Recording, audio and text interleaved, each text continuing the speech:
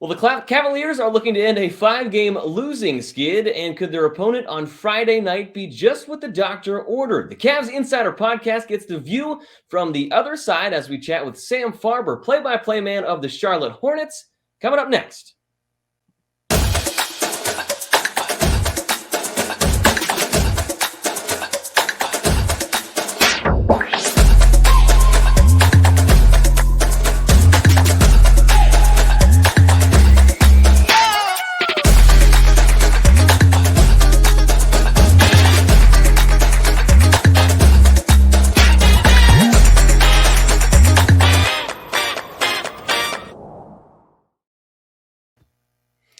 Well, hello, and thanks for joining us on the Cavs Insider Podcast. John Rutter with you. Got a special one teed up for you this evening, and appreciate you joining us on YouTube or wherever you listen to your podcasts, whether that is on the Spotify or Apple Podcasts, wherever you are able to find us, and we appreciate you being with us as we continue to grow this Cavs Insider Network.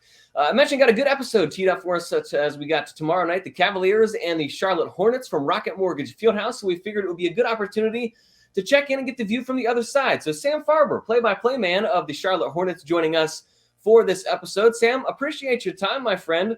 How is life in Charlotte this time of the year?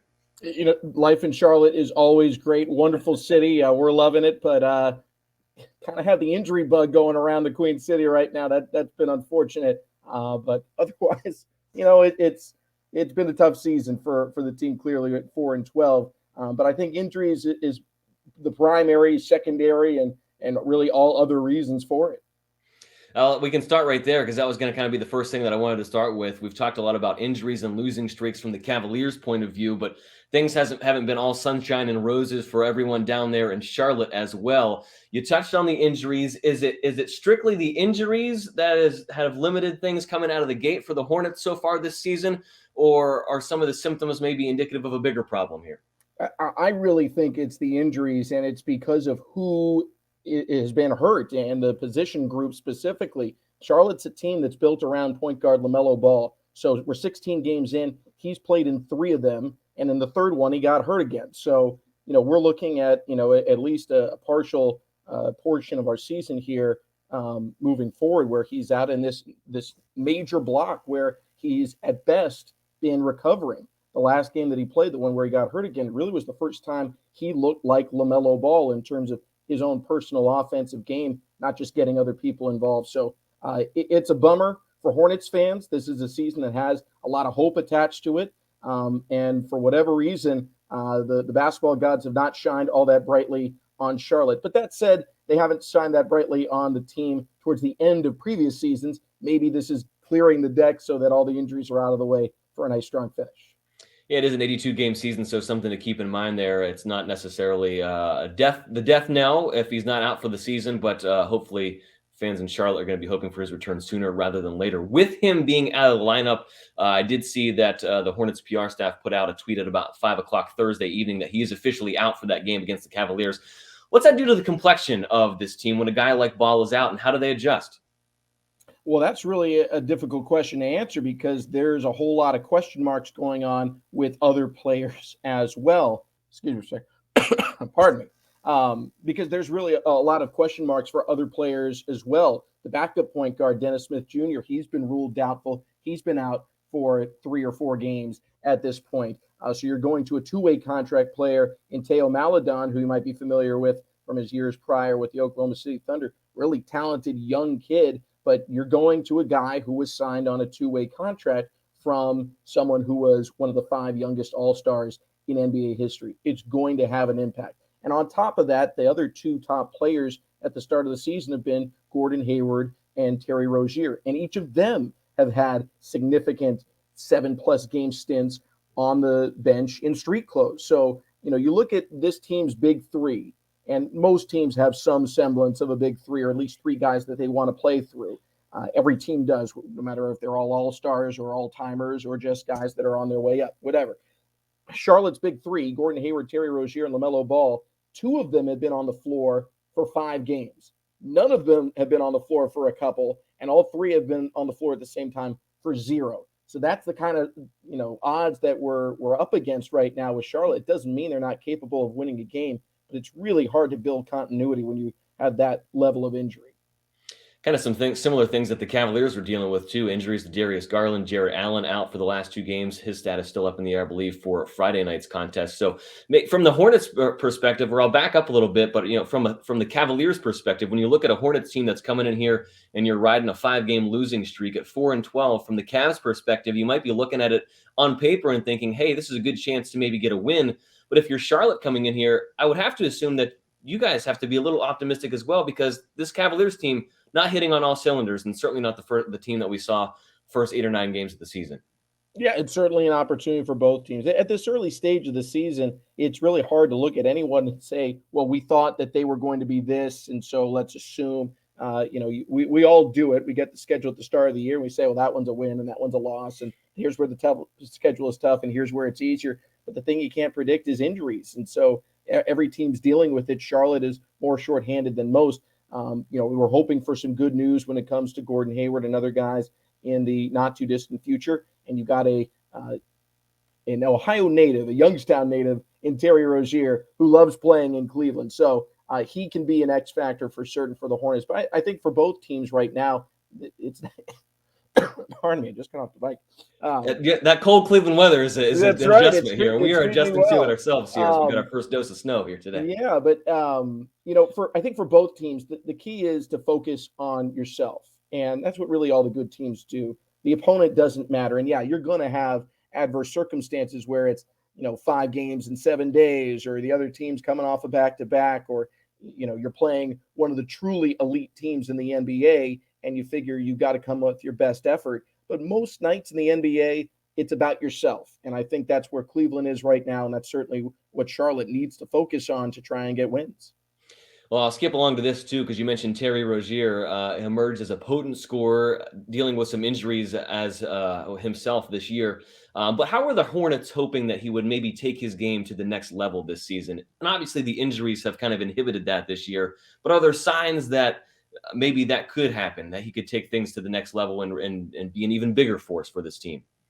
I think it again goes back to health. It's much easier to have more space when there's more talent on the floor. And not that the Hornets don't have talent, but there is a drop off from a former All-Star in Gordon Hayward to guys that were drafted in the last 2 or 3 years. And the same is true on the other side. When you're looking for growth from some of your star players like a Darius Garland, part of the equation is some of the pressure being taken off of him because Donovan Mitchell is there now too. And so more attention is going to go to him, less attention to Garland, more one-on-one matchups, more open shots should equal more offense. So for the Hornets, Terry Rozier has been an absolute warrior out there. His numbers have gone up because he has been the primary scorer night in and night out for Charlotte since he has come back healthy. But really for him and the team to both excel, they need more guys that have played at that level before. And so we really won't know what kind of season we're going to have until, I don't know, until all 3 guys can get on the floor. I would love to say,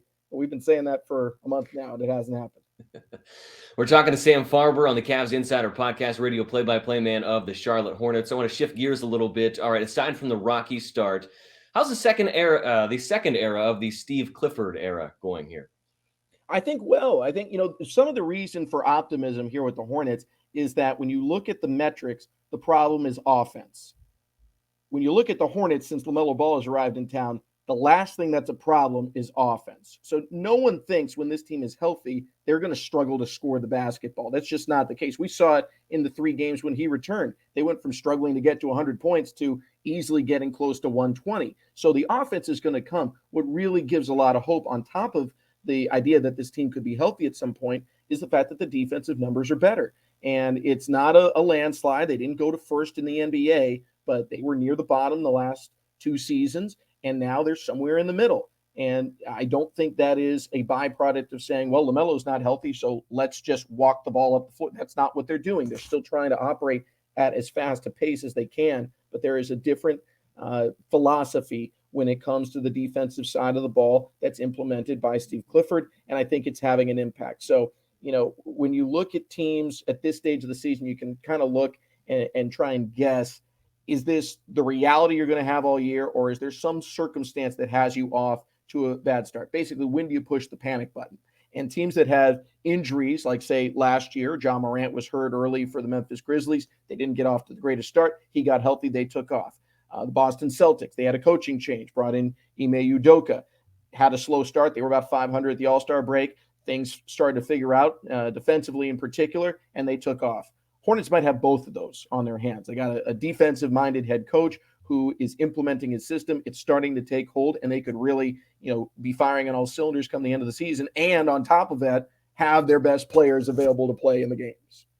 You really touched on the next point that I guess I wanted to get to as well. Obviously, Coach Clifford, defensive-minded coach, and he's been very good at it as well. You just touched on the success that they're having early on in the season. How has that process gone of reshaping things into maybe a more defensive mindset? What has that buy-in been like and looked like from some of the guys on this roster? I think some of it is personnel, and moving PJ Washington to the starting four has taken some pressure off of him on the offensive side. You're less trying to say, let's exploit his offensive firepower against slower centers or smaller power forward. Let's just let him operate out there and let him truly play off the ball, so to speak, and be that helper at the center position. We've also seen an upgrade in Nick Richards' level of play in his third year now in the NBA. He is one of the better backup centers right now in the association. So I think overall, Charlotte has seen some of the growth of this roster that's allowed them to help out and survive with the injuries. But the honest answer for you, John, is I really don't know. It's really, really hard to put your thumb on it and say, this is why the Hornets are going to be better, because they just don't have their guys. If we took Darius Garland, Jared Allen, and Donovan Mitchell off the Cavs, could they win a few games? Of course they could. You got Evan Mobley. You've got Kevin Love. You've got talented guys with experience and pedigree in this league, and they've been proven players. Of course, they're going to get some wins. But do you really want to try that? No, you don't. So Charlotte is working through this, and you just inevitably have to try and find different ways to win than what your normal game would be if everyone were healthy. Yeah, the NBA is certainly a grind. And I was listening to the Hornets Hive podcast that you put out earlier today. Just try to do a little background and get some much information on the Hornets as I could here. You touched on closing out games and holding leads late in games, and that's been a struggle for the Hornets as of late.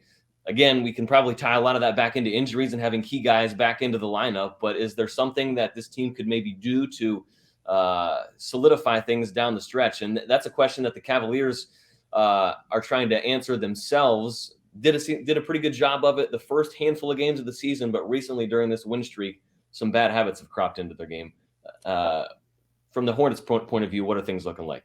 Well, I think, in terms of end of quarter, end of game, end of half situations, a lot of that is practice and being in there.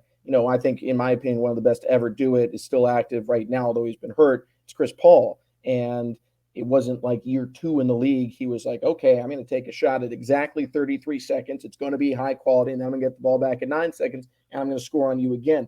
That's hard to do, to time it that specifically, that perfectly. And, there's a lot of times where this isn't just a Hornets thing. This is across the NBA. I'll see a team start to deflate the basketball because there's an 8-second game clock, shot clock differential. And I'm thinking, what are you doing here? Just run your offense. It doesn't matter if you give the team 9 seconds or 14 seconds or 3 seconds. Now, I'm not an expert, but that's just how I feel about it, that, when you're in your flow of your offense, you have a better chance of success versus we're going to try and shoot at exactly this spot on the clock. So I think 2-for-1 situations are difficult for a lot of teams. And Charlotte, with the level of injury they had, I know I sound like a broken record here, but all the injuries that they've had, it makes it hard because you don't have the same closing personnel quarter to quarter, game to game. Kind of wrap things up with this, and alluding back to the podcast, the Hornets Hivecast that you were put out this morning. The subject of the panic meter coming up, and you alluded to this a few minutes ago in an article written by John Hollinger. The Hornets not included in that article as far as teams who maybe could be looking for that panic button early on in the season. Why is that? And does that express or give Hornets fans maybe some room for optimism here, knowing that a lot of these early season struggles could potentially be pinned on those injuries that have caused problems so far?